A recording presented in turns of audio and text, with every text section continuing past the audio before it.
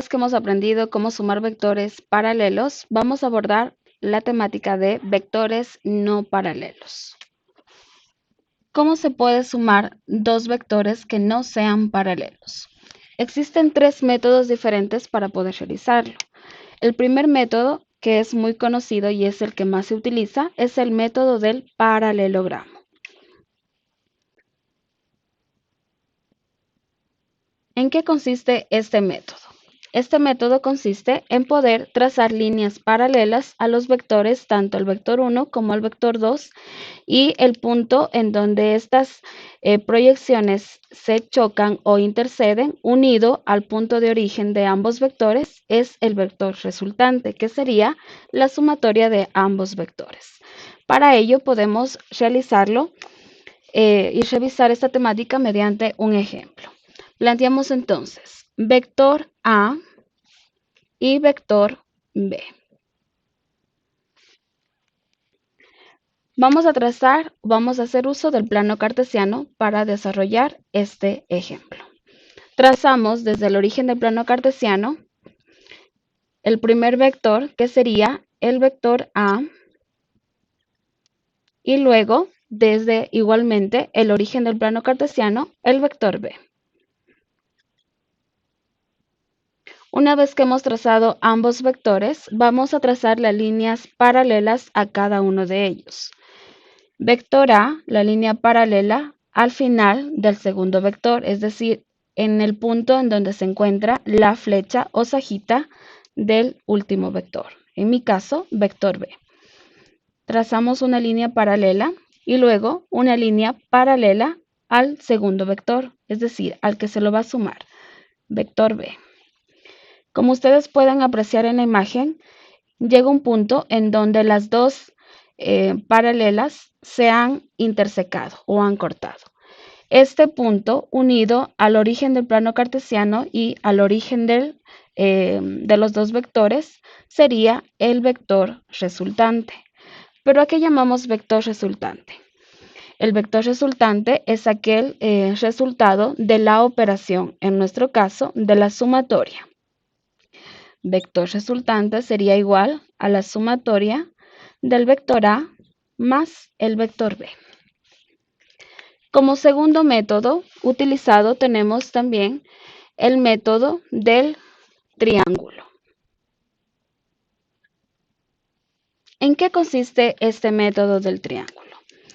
Igualmente, consiste, en este caso, podemos sumar solamente dos vectores. Ejemplo, vector A y vector B. Trazamos el plano cartesiano para poder realizar esta sumatoria. Los colocamos a ambos vectores en este plano cartesiano. Vector A, que es el primer vector, ¿verdad? Y al final, es decir, en la sajita o en el punto final de este vector, trazamos el segundo vector, que sería vector B. Tenemos entonces esta figura. Tal como lo hicimos en el procedimiento anterior, vamos a poder unir el final del segundo vector con el inicio del primer vector y a esto lo llamaremos vector resultante. Como ustedes pueden apreciar, se forma una figura similar a un triángulo.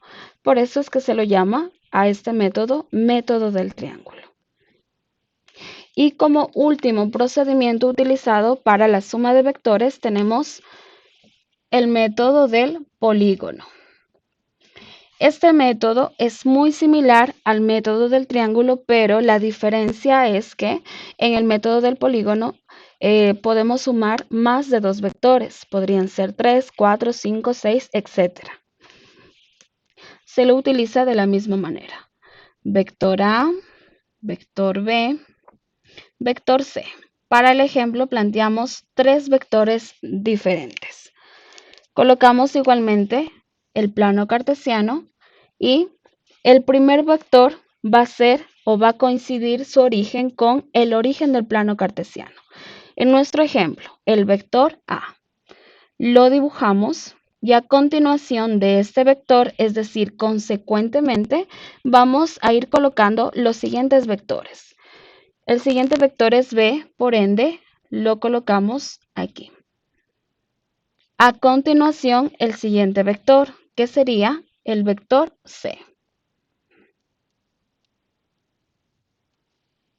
Como lo habíamos dicho al principio, este método del polígono nos ayuda a sumar dos o más vectores. Finalmente, el vector resultante sería la unión del punto final del último vector graficado y el punto de inicio. Sería vector resultante. Vector resultante es igual al vector A más el vector B más el vector C. De esta manera podemos apreciar los tres métodos utilizados para la suma de vectores no paralelos.